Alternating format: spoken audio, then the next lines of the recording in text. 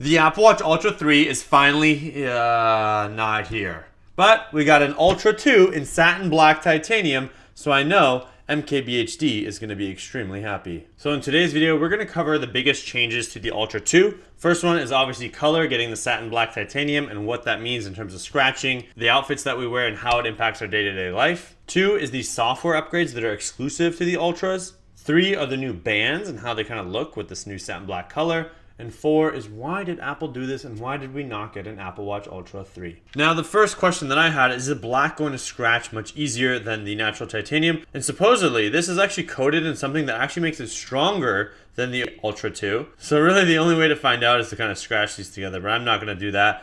But if you do look at my Ultra 2, the OG natural titanium, you can see there's scuff marks on the edges because I just rub it against things. I kind of like live life and I don't care about what happens with the watch because I want to just enjoy it. There's a little scuff mark right there as well. I've only had this Ultra 2 for a couple days now and I've been wearing it, but I haven't been doing anything crazy yet. As I wear this over time, I'm curious, is this watch going to show signs of wear and tear as I hit it against walls? I'm a wide person and I always run into things. I'm kind of clumsy and I don't really think about it, so we'll see. Now when it comes to the style updates, it is just a color update really on this new Ultra 2. It does impact, your choice of do I wear this from a day-to-day basis. So if you're someone who cares about the look of the watch and how it impacts the rest of your style, I like to wear all black a lot of the time. So I do love that I can have just a black watch. It's more discreet. No one will know that I'm wearing this. It's subtle. The orange just pops. On this side you have the popping. On this side with the action button, it's still orange. Maybe if I had a more discreet, this could be a sports adventure watch, but still look like a fancy day-to-day watch. Whereas when I used to wear this one, it would just stand out. And like if any outfit I wore, my yellow bright wrist would just be screaming, hey, I'm right here. Now with the new Ultra Satin Black, I can be a little more discreet and classy. Now I'll do a more in-depth watchOS 11 update as well. I'll link that video at the end, but I'll go through a couple updates that the Ultra 2 has that are specific just to this watch. And one of them is an update to the action button. So now if I want to double tap and hold the action button, I can now go ahead and change what setting it's for. So I actually used this just a couple days ago. It was at nighttime and I was like, oh, usually I have it set to workout because I'm going to open up the workout app and select my workout. But it was dark and I was like, I want to turn on the flashlight. I want an easy way. It's one thing that I love about my Garmin watches is that I can just double tap this button here and I have an instant flashlight. I've never really had an easy way to do that on the Apple Watch if I'm using the action button for workouts. I went ahead and just changed it. I didn't even have to touch the screen. I selected flashlight, like no touch at all. And then I turned the flashlight on and it was dark, so I was able to have this flashlight and see at night. And that was a very useful tool. And then when I was done in the morning, I just double pressed and I held it and then I changed it back to workout. So it was just super easy. There's a ton of options like recognize music, translate, voice memos. So they've added a few new actions that you can do with the action button. You can just select it right there. And now it's back to where it was.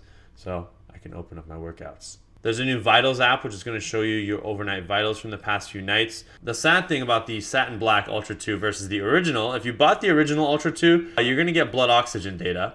And the new Ultra 2 is not going to have that. As you can see, the overnight vitals is only 4 options, whereas the old model is 5. So if you did buy the Ultra 2 before they discontinued the blood oxygen sensing, you will still be able to have that. But if you bought it after the fact, you probably don't need a new watch, and just note that the blood oxygen sensing will not work. And if you're curious what happens, if I open up blood oxygen on the new one versus the old Ultra 2, it says the blood oxygen app is no longer available. Learn more on the Apple app, whereas the older model, even though I just reset this today, actually, I can still go ahead and measure my blood oxygen. So the hardware, I believe, is technically might still be there. If they can resolve the issue with Massimo, then they can potentially just do a software update and add blood oxygen to all their new watches again. But for now, only the old watches have it. Honestly, I never use this feature and I don't know how necessary it is, but it was nice to have. Then there's the Hermes version, which is a little bit more expensive than the classic Ultra 2, and it comes with special watch bands as well as it has a maritime countdown timer that you can activate with the action button.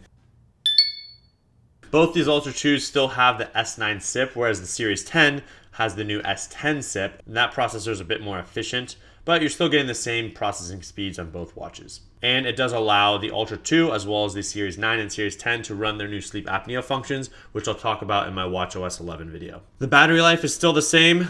We get 36 hours of normal use, 72 hours with low power mode. And the most important thing for me is GPS and heart rate tracking. So you get 12 hours in the Ultra 2s with full heart rate and full GPS recordings. As someone who's doing marathon training, preparing for the New York City Marathon, this watch is perfect. I've definitely slept with it and then woken up the next day and ran a long run, like 16, 18, 20 miles, and the battery was totally fine. I love that it has dual frequency GPS. You're gonna get accurate data when you're running, cycling outdoors, and even swimming and doing other activities. They will also use Apple Maps data to help make that data a little bit more accurate and smooth it out. So I do love that. We will compare this to the Series 10 and see how close or how different they are, because that one does not have dual frequency. And is it worth almost double the price to get this watch? I do think so, just because the action button, the better battery life, and just it's nice to have that dual frequency, especially living here in New York City. When it comes to watch bands, we are getting new watch bands for the Satin Black Titanium Ultra 2. So as you can see, these watch bands are darker. This is kind of matching the black theme. They do have the ocean bands. If you do get the new ocean bands with the Satin Black,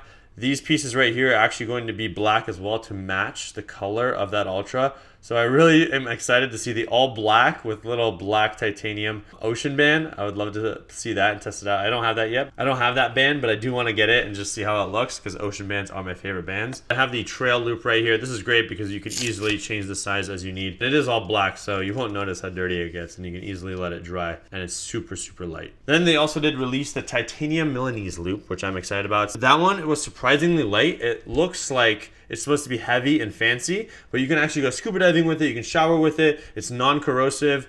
So even if you sweat in it, you should be fine. It is very light. They said they kind of modeled it around those metal suits that people wear when they used to go scuba diving way, way back in the day. So it looks clean, and it's effective for just all outdoor activities. Now, one thing the Ultras have that I think should be on by default, but they are not, which kind of is disappointing in my mind, but that's precision start. So one thing you really want to do is go to settings, go to workout, scroll all the way down here to precision start, and make sure to turn this on as soon as you get the watch. I think this is one of the most valuable features, especially if you're doing outdoor runs and workouts. What that does is, especially for any outdoor activities, if I select like outdoor walk, you're going to see this GPS icon, and it's going to wait until it's connected to the GPS satellites before I start the workout, so I make sure I have the most accurate distance and pacing data. So right now we're inside, so it's not going to work, but once that turns blue and solid, I can press this button and it starts the workout, and we're good to go, and I know that I have good GPS connection right at the start of my workout. Now, how does the new Ultra Satin Black Titanium compare to the other watches? So maybe some of you switched to Samsung because you love their new Ultra that's black, and that was the only thing you needed to switch over to Apple Watch's Ultra.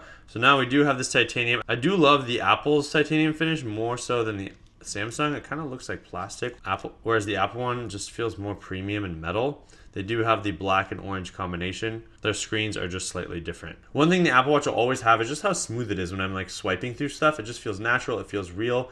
There's no lag or anything like that. Whereas the Samsung, it's like not perfect. There's a little bit of a lag. I can notice it depending on how it's feeling.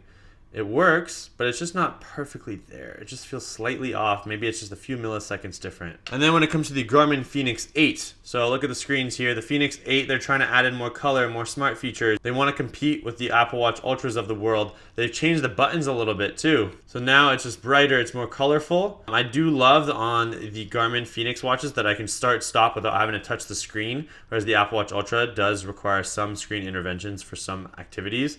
So here it's the same thing. I can go select my run. I go ahead and start it. We're gonna dismiss this for today. And then here, in the same way that the Ultra is trying to scan for GPS, the Fenix will also do that, so you can wait. They're both very quick at connecting when you're outside, obviously, we're inside. And then I can start the run, and I know that this button will start and stop. The downside with the Ultras is the start-stop is two different buttons. You start with the action button, and then to stop, you have to press the action button plus one of the other buttons. So that gets a little confusing sometimes. For certain kinds of workouts, the action button can be start-stop. I think in the water, when you're swimming, that's how it works. But when you're running outdoors or cycling outdoors, you have to press two buttons to pause the workout. But in terms of size, the Fenix 8 is definitely bigger. There is a bigger version of this as well. You can get smaller versions too. When it comes to thickness, they're both pretty chunky. The Apple Watch has been known to have one of the best heart rate monitors, so you don't need a chest strap as often. Whereas with the Garmin watches, I typically like to wear a chest strap just to make sure I get the best data. The charging experience is definitely different. This one has a plug, whereas the Apple Watch is wireless. And then the button and interactions are definitely different. You have the digital crown and the two buttons on the Ultra, whereas the Fenix 8 is now these capacitive touch buttons. Now, why do I think Apple focused purely on the color change and not the hardware? I have a feeling they have some big things up their sleeve and it just wasn't ready this year. I was hoping to see a Series 10 that was totally redesigned, you know, 10-year anniversary, all this fun stuff. And they did release some really exciting features like sleep apnea, which we'll talk about in the software video. But we did not see a redesign change visually. We did not see massive hardware changes from the previous generations. I know there are some people that are saying there are rumors around blood pressure, blood sugar. These things are very hard to do, but I think Apple's working on this stuff behind the scenes. I'm not really sure. This is a big guess. But I think they're focusing more on that, and they're like, hey, for now, we'll just release this new color while we work on these big advancements, so that way we have more time to prepare that and make sure it's perfect. But hey, who knows? I don't work at Apple. I don't get to see the secrets. I just get to test out the watches. Since you enjoyed this video, go watch all my software updates with watchOS 11. That's going to impact the Ultra 2, the Ultra 1, the Series 10, the Series 9, all the way back to the Series 6. Some of the updates are specific to the newest watches and the last generation, but there's a ton of new stuff that's coming out, which I think is going to make it really exciting, where you're going to feel like you have a new watch and you don't have to buy anything. It just updates. So go update it right now. See you in the next one. Peace.